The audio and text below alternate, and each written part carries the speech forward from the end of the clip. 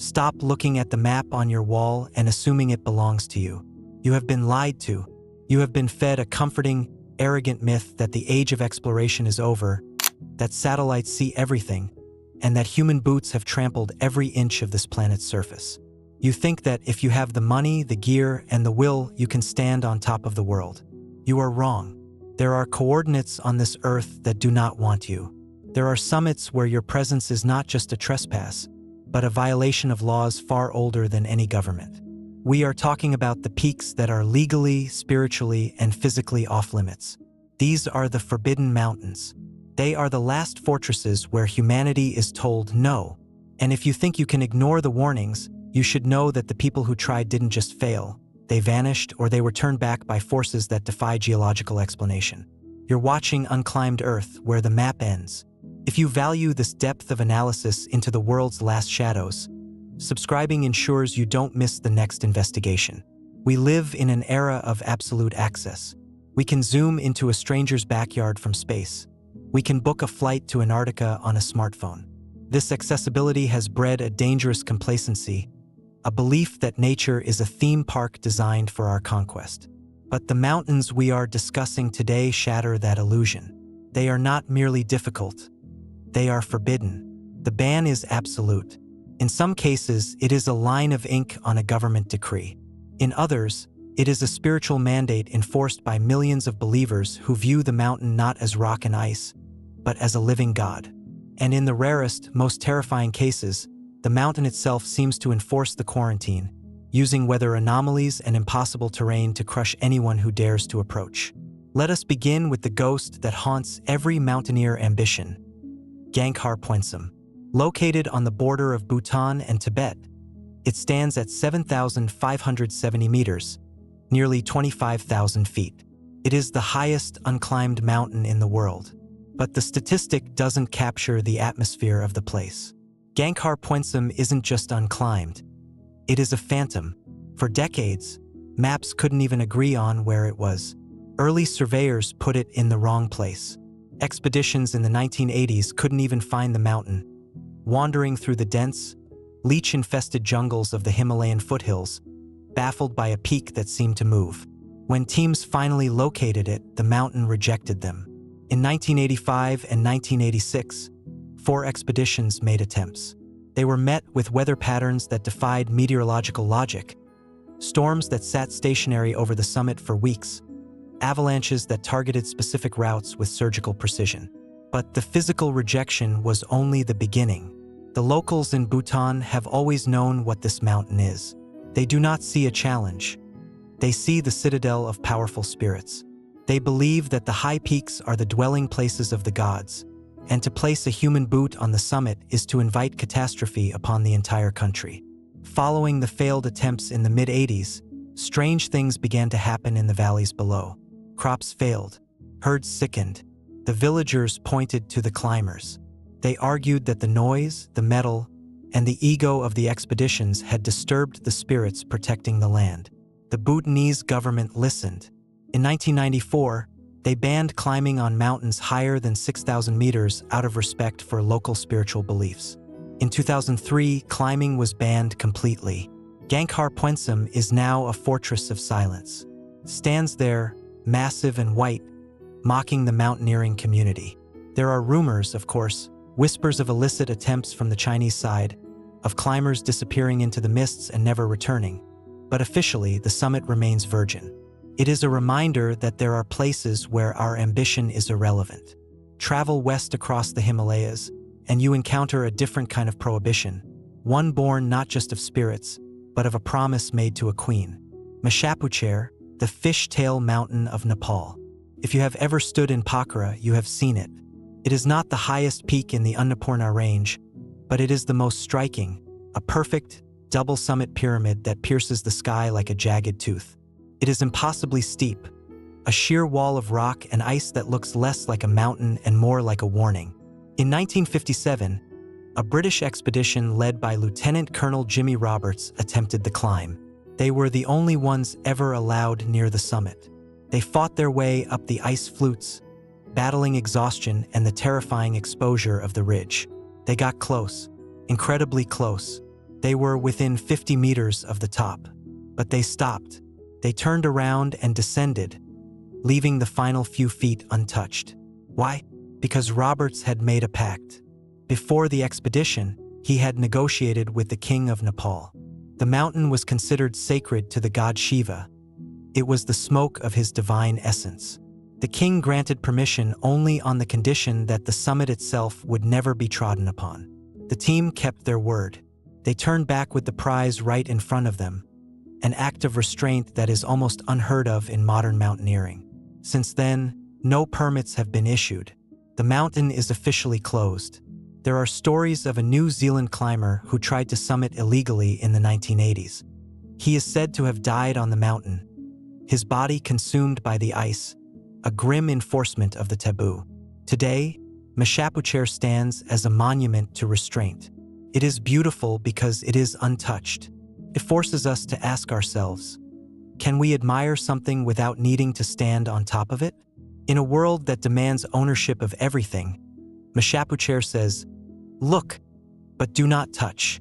But if Mashapucher is a shrine, Mount Kailash is a cathedral. Standing in isolation in western Tibet, Kailash is perhaps the most sacred mountain on earth. It is holy to 4 religions: Bon, Buddhism, Hinduism, and Jainism. Billions of people believe this black rock pyramid is the axis mundi, the center of the universe, the stairway to heaven. The mountain is unique in its geology. It is a mirror-like structure of black rock, often dusted with snow, with 4 distinct faces aligning almost perfectly with the cardinal points of the compass. The ban here is total. Climbing Kailash is considered an act of ultimate sacrilege. To a Hindu, the summit is the abode of Lord Shiva, who sits there in a state of perpetual meditation. To climb it would be to disturb the creator of the universe. To a Buddhist, it is the home of Demchok, representing supreme bliss. The faithful do not climb Kailash. They circumambulate it. They walk the Kora, a 52-kilometer path around the base of the mountain. Some do this trek in a single day. Others take weeks, prostrating themselves on the ground with every step, measuring the earth with their bodies.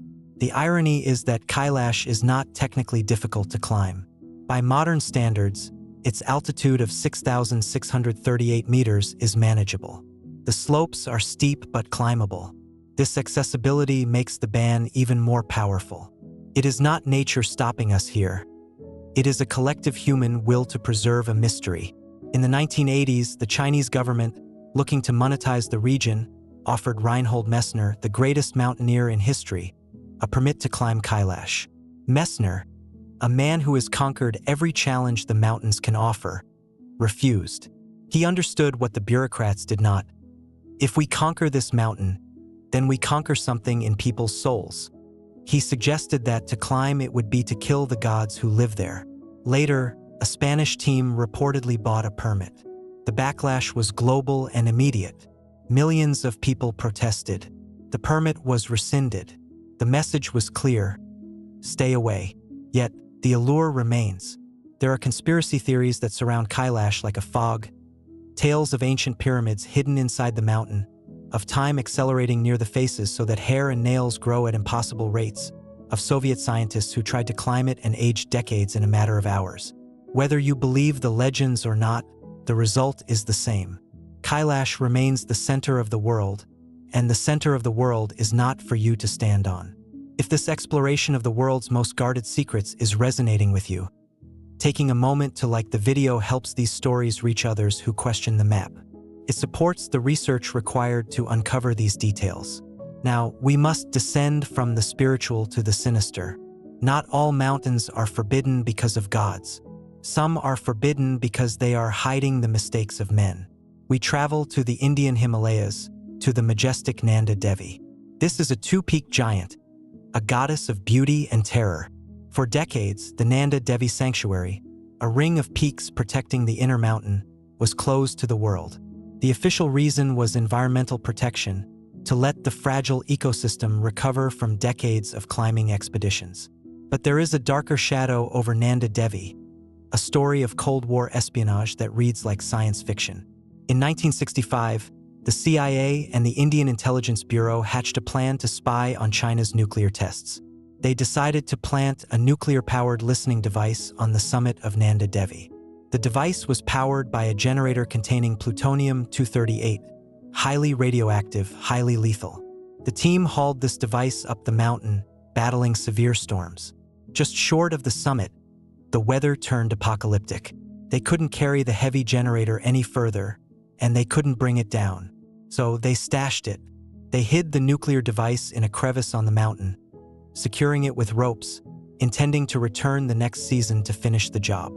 When they returned in 1966, the device was gone. A massive avalanche had swept the face of the mountain. The plutonium generator, with its radioactive payload, had been scoured off the rock and buried somewhere in the glaciers below. It has never been found. To this day, there is a missing nuclear source ticking away in the ice of the Nanda Devi sanctuary. The glaciers that originate there feed the Ganges River, the lifeline of India. The sanctuary was closed for decades, and while limited trekking has recently resumed in the outer zones, the inner sanctum remains a place of unease. The prohibition here is layered, part environmental preservation, part spiritual reverence for the goddess Nanda, and part containment of a nuclear ghost that lies sleeping in the ice. This brings us to a different category of forbidden, the mountains that are open, but where the door is effectively welded shut by the landscape itself. These are the peaks where the permit is available, but the mountain is an executioner. Consider Machu Picchu in Pakistan. At 7,453 meters, it is the newest contender for the title of highest unclimbed peak, now that Gangkhar Puensum is legally off-limits. Machu Picchu is not forbidden by law. You can go there. You can pay the government of Pakistan, hire a team, and try. But the mountain is a nightmare of avalanche-prone ridges and impossible ice walls. It is part of the Batura Musta, a range so remote and jagged it feels like a distinct planet. Several expeditions have tried in recent years. They have all failed. The challenge here is not a single technical wall, but the sheer hostility of the environment. The snow conditions are unstable, the weather is erratic, and the approach is a grueling test of endurance before the climb even begins. Machu Picchu forbids you through exhaustion, forbids you through fear. It is the modern frontier, the place where high-tech gear and satellite weather forecasts meet the brute indifference of geology. It reminds us that even without a law, we are small. We must also look at the mountains forbidden by conflict. The Siachen Glacier, often called the Third Pole, is the highest battlefield on Earth. Here, India and Pakistan have been locked in a standoff for decades.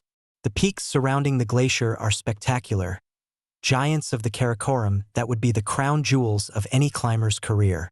But they are zones of death, not just from the crevasses but from artillery fire. To climb here is to walk into a war. The mountains have been weaponized, turned into strategic high ground. The silence of the high altitude is broken by the roar of fighter jets and the thud of mortars. These summits are forbidden because humanity has projected its pettiest squabbles onto the most majestic canvas available. The mountains here don't belong to nature anymore. They belong to the military-industrial complex. There is a psychological weight to these forbidden places. Why are we so obsessed with them? Why does the sign that says, "Do not enter," make us want to kick the door down? It is because the forbidden mountain represents the final limit. In a world where we have mapped the ocean floor and walked on the moon, the idea that there is a patch of snow in Bhutan or Tibet that we cannot touch is infuriating to the modern ego. It suggests that we are not the masters of this domain. But perhaps we need these bans. Imagine if Gangkhar Puensum were open tomorrow. Within a year, there would be fixed ropes, piles of oxygen bottles, and a line of wealthy tourists waiting for their selfie on the summit. The mystery would evaporate. The god would die. By keeping these mountains forbidden, we preserve something vital, the capacity for wonder. We preserve the idea that there are forces greater than commerce and conquest. Let's look deeper into the Americas, to a place where the conflict between climbing and culture is currently raging. Devil's Tower in Wyoming. While not strictly unclimbed or legally closed year-round, it represents the modern evolution of the Forbidden Mountain. For the Lakota and other indigenous tribes, this is Bear Lodge, a sacred site. Every June, a voluntary ban is in place. Climbers are asked to stay off the rock out of respect for the ceremonies taking place below. Most comply, some do not. This friction highlights the shifting morality of exploration. Who owns the vertical world? Is it the athlete who trains to ascend it, or the culture that has prayed to it for 1,000 years? The trend is moving toward the latter. We are seeing more peaks, from Uluru in Australia to the brave new closures in the Himalayas, returning to their original guardians. The map is being redrawn not by explorers, but by the original owners. There is also the terrifying case of Karjiong in Tibet. The main peak, Karjiong I, remains unclimbed. It is not just the technical difficulty, though it is extreme, but the location. It sits deep in a restricted military zone near the border. The few who have seen it describe it as a savage, wind-scoured monolith. In 2001, a Dutch group attempted it. They found the mountain to be incredibly dangerous, prone to constant rockfall and avalanches that seemed to trigger without cause. They turned back, describing the place as having a heavy atmosphere, a sense of unwelcomeness that went beyond the physical. Since then, the permits have dried up. The Chinese authorities have effectively sealed it off. Karjiong sits there, a gray ghost on the edge of the map, guarding its summit with a combination of lethal geology and bureaucratic silence. And what of the future? Will these bans hold? The pressure is always there. There is money in mountaineering. There is prestige. Every few years, rumors circulate that Bhutan might open Gangkhar Puensum to boost tourism, or that China will allow a commercial expedition on Kailash. But so far, the lines hold. And they must, because if we lose the Forbidden Mountains, we lose the scale of our own existence. We need to look up and see places that are not ours. Consider the summit of Kanchenjunga, the third highest mountain in the world. While the mountain is climbed, there is a tradition among many expeditions to stop a few feet short of the actual highest point. This is out of respect for the local belief that the summit is the home of the mountain deity. It is a soft ban, a self-imposed prohibition. But even this is fading. Modern commercial climbing often ignores these nuances. The summit is the goal. The client paid for the top, not for 99% of the way. This erosion of respect is why the hard bans, the legal and military closures, are the only things saving the last true mysteries. The Forbidden Mountains serve as a mirror. When we look at Gangkhar Puensum, we don't just see a mountain. We see our own restraint. When we look at Kailash, we see the power of belief over physical ability. When we look at Nanda Devi, we see the consequences of our secret wars. These peaks are the silent witnesses to human history, holding our secrets in their ice, refusing to let us scrub them away. As we scan the globe, the list of the unclimbed and forbidden grows shorter, not because we are climbing them, but because we are encroaching on the wild from all sides. The forbidden label is the last line of defense. It is the only thing keeping the magic alive. If you are fascinated by the intersection of geography and secrets, by the places that resist the modern world, subscribing ensures you are part of this ongoing exploration. The reality is, you are not allowed to climb these mountains, and that is a good thing. It means the world is still big.